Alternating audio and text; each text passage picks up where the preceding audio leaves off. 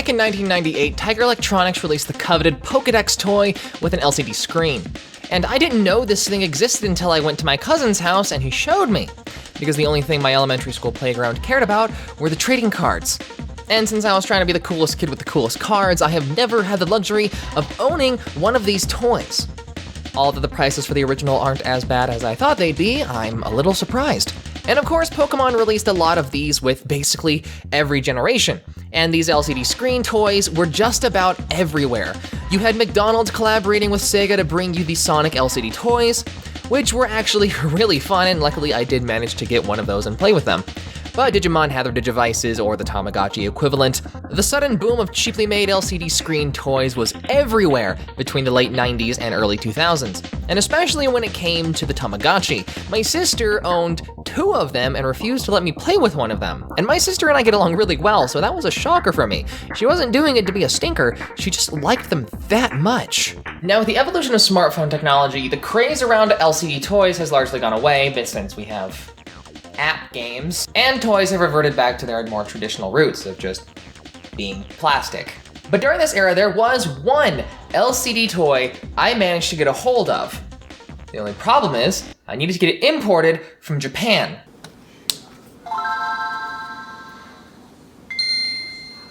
In 2001, Mega Man Battle Network released for the Game Boy Advance, and I fell in love with the Mega Man RPGs. I even prefer them more than the traditional side-scrolling Mega Man. And there was even a tie-in animated series on 4Kids named Mega Man NT Warrior. And in this world, you have a device called a personal terminal, or a PET, or a PET, whatever you call it, and you have a program called a Navi that's basically a super advanced AI that helps you with day-to-day tasks. You wouldn't believe my face when I was browsing the internet, and during the height of my obsession with Mega Man Battle Network, I found the Advanced Personal Terminal, or PET, or PET. I always pronounced it PET. It's supposed to be pronounced PET. I think saying PET is dumb. They had made this iconic thing from some game I was absolutely obsessed with into an actual real physical thing, and I'm sure that's the experience a lot of you guys had when you had the Digivice or the Pokedex. However, for me, it was the PET, personal terminal. The other issue I had was I was in middle school, and therefore I had to haggle with my parents in order to get them to buy me this thing. I told them I'd do extra chores. I told them I'd do extra chores. I told them it could be my early birthday present. That's a common one. Eventually, my dad decided, okay, I put in enough time and effort, and he eventually bought me this thing. And I had to wait months for this thing to arrive because it's being imported from Japan, and even now that's the case because importing stuff just takes forever. But one day I opened the front door, and lo and behold, there was a package addressed to me. It was, in fact, the PET, this little device right here. Now, they've made several versions of this toy, however, this is the one that I opted for. And now when I go online to try and find them, you either have the Mega Man version, you have the Proto Man version.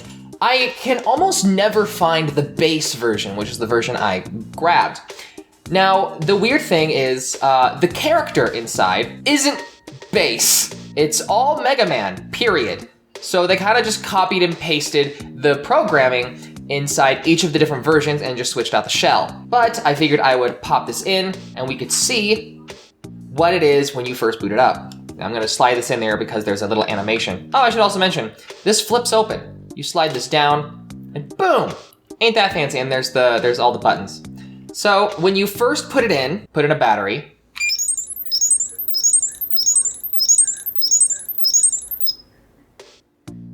you get that little startup sound. And then you have Boku wa Rockmanu.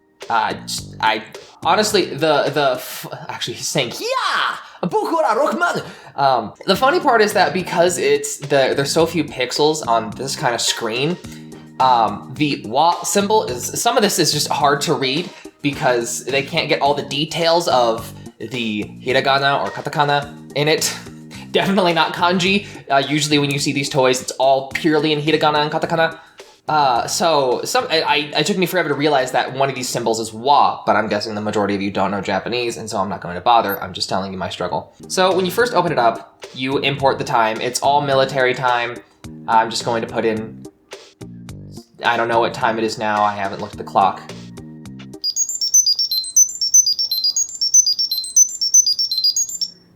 And boom, there you go. And I'm gonna screw in the back so that it stays where it is. Because the weird thing about this toy is that Mega Man, or Rockman, in this thing has a status right here. You can see he's level 1, 3 CP, which is important for the battle chips. And you do have battle chips in this that you put into this device and when you fight. Honestly, I don't know what this says, so I'm just gonna move on from this. Versus, your winner wins or loses. I'm guessing it counts not only the virus busting, but also when you link a cable to another one of these devices, because you can actually fight someone with it who has another one of these. You have your HP and how much attack you do. And that's about it. Passcode. Oh, interesting. So next you have options, which is literally just changing the time. That's all you can do. And the music. And finally you have versus, and I can't actually utilize this feature simply because I don't have a cable or a second one of these items, because the advanced PET goes for somewhere around $100 right now. And I'm pretty sure, don't quote me on this, but I'm pretty sure I would also need a Japanese version of this. They do have English versions of these toys, but they are pretty rare and hard to find, especially new in box. And so the way this works is that when you close it up, you hear when you shake it, something's shaking inside of it, and that's intentional. And I'm going to pop this open later in the video and show you all the guts and the insides and the motherboard and all that stuff. So there's a little ball that is rolling along with several prongs, and it's supposed to be a little item that you clip on your backpack, and as you walk, it's supposed to shake and count a certain number of steps. And as you walk, I think there's like a random number generated to count how many steps you walked, and once it reaches that number, you enter a virus battle. Now, the only problem with this toy specifically is that while you're walking, it's prone to just popping open all the time. But that's not only the other problem, is that the other problem is this comes off. The functionality of this is smart. I mean, it makes sense, because the idea is that when you have a chip inside of this thing, you want to be able to open it up and not have this thing go flying. Which, if you have something in here and have this here, it will fall off. And you'll find several of these on eBay without that top part because people just lose it all the time. So do I understand why they did it? Yes. Do I like that they did it? No. And so the big part is that I want to show you how virus busting works on this thing, but I have to sit here and shake this until we get a virus.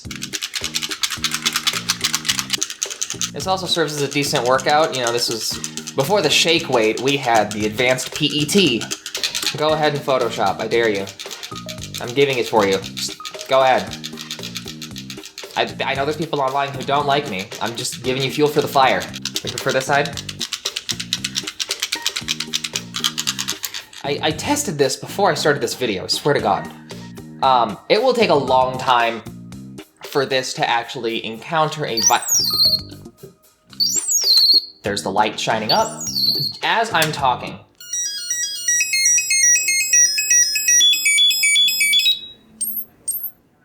So the funny thing is that this happened to me during school, because of course I brought it to school, during class, and I had it confiscated. And it's one of those times when teachers were getting so sick of having to confiscate stuff. The kids weren't actually sure if you were going to get it back, especially if it's like your parents have to come and get it back. And some people's parents just sucked and they just lost their phone or whatever. Battere start. So this is choosing who goes first. I go first. And this is the most annoying part. Slot. You have a countdown for when you can for how long you can put your chip inside of it. So it'll cost 1 combat power and it has 2 attack. Your Mega Buster, if you don't have any chips, you do have your Mega Buster, so you are always able to attack, just like in the games. It's just, you only do 1 damage. So this is to attack. Chip, okay, yes. It's usually not that easy. There's a...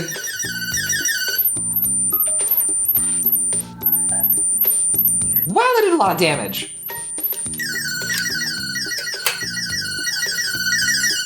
And then you take turns going back and forth. And then you have Rockman getting hit. Now, the chip reader... You notice how I'm pushing on the screen for the chip reader. That's because it has a hard time reading battle chips. You actually have to squish the screen to get the prongs to hit in order to read the chip. Or at least in my case it does, because it's not the best. Chip, okay. And this is saying CP ga taremasen, which I looked up a translation. I think it means I have insufficient CP, because this is supposed to be, I think you're supposed to lead with this. So we take that out, and now we just have to use the Mega Buster and hope I get good. So you see you have a Mega Buster, attack 1, Rock Blaster. So, boom. No chip, no, or, yes. And you have the screen, and you have to just play cat and mouse, and you have a limited amount of time in order to hit him. And this guy's actually going really slow.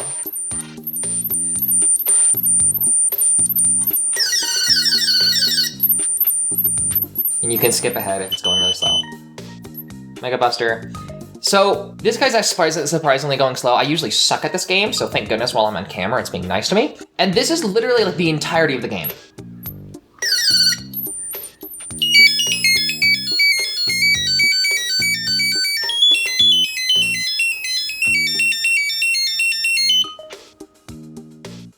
Hey, that's cute. And you level up and you get experience. I'm still level 1. I'm not sure exactly what the top line's supposed to mean, but I know it's result. That's it. Sometimes you just have to think about it for a second. Tan. 3 turns. That's turn, attack, defense. So yeah, and that's it. Now if you lose, the icon here actually changes, and so I'm going to try and show you and lose intentionally. To do that, I have to shake it up a lot again. Funny enough, this toy actually influenced me in ways I wasn't even aware of. Turns out, the reason I'm so drawn and attached to things like the Game Boy Advance cartridges, or micro SD cartridges, or the PS Vita cartridges, or Switch cartridges, you get it, is because of the battle chips that came with this toy. Every time I look at them, it just seems right to me, and it's just because this thing. But not only the battle chips, but also the color combination that is on this device, the black, purple, and gold. Because if you think about it, as I've been realizing when making this video, the shoes I typically wear are black and purple. My backpack that I wore throughout all of high school and college is black, gray, and purple. The phone case I have is black and purple, and not technically the same, seeing as, you know, it's not technically attached to it, but I realized a funny coincidence is that the non-binary flag is also the colors of base. Now I'm currently working on making a Game Boy macro. I did want to buy the original Game Boy games of Mega Man Battle Network, because I never was able to get all of them, but now it's just I'd rather have 1, some of the toys, and 2, a Game Boy macro with easy flash and have all the games loaded on there so that I can play them whenever I want. And here we go. So I'm just going to go ahead and lose.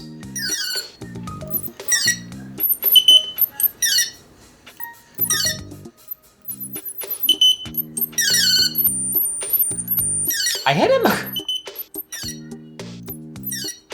And you can just fast forward through all of this, funny enough.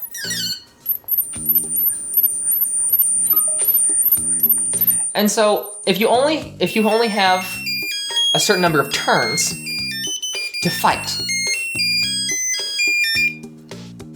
And as you can see, after those certain numbers of turns, if nobody's dead, it just sees who has the less amount of life, or whoever did a better job if you're tied for life, and whoever has the lowest amount of life loses. And And so now Rockman is sad and upset because he lost one and he's hurt. So let's look at his status. 10 experience, CP3, level 1 still. So wins versus lose, I guess it doesn't actually count the virus busting. Attack is still 1, we haven't leveled up at all. Funny, I had the idea of making this video after watching Sonic 2 in theaters. There's very few things in life that actually make me nostalgic anymore. I've actually worked on getting rid of as much nostalgia as I possibly can. Yu-Gi-Oh! Konami kind of fixed that for me, so thanks Konami. Chaotic no longer makes me nostalgic just because it's been so long and all of my hopes for it being rebooted have yet to happen. The things that still make me nostalgic is Sonic, obviously, a little bit of Power Rangers, and the Mega Man RPGs, which is when I just had to go downstairs, dig this out, and make a video on this. Frankly, for me, I always felt that Mega Man worked better as an RPG.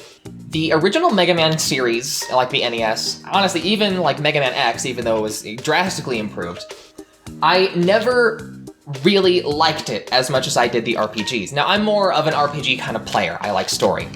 And the Mega Man games never really had a solid amount of story until like Mega Man X4. So for me, if I want to play a good side-scrolling Mega Man game, I just play Azure Striker Gunvolt. But now for the fun part, let's actually open this up and show you the inside. So first with the battery out, we just have to remove 6 very simple screws on the back. You have these 4 that hold down the base.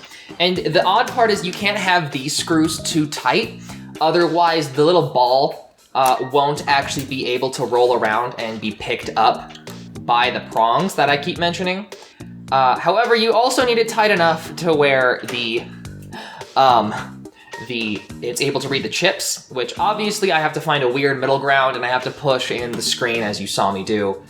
But there's 2 different types of screws, the 2 that hold in the base and 2 that hold in the little clip that's here. So now we should be able to just pop this off. And here you have the inside. Now, the little ball always falls in an awkward spot, but here you have the tiny little marble. And it's that simple.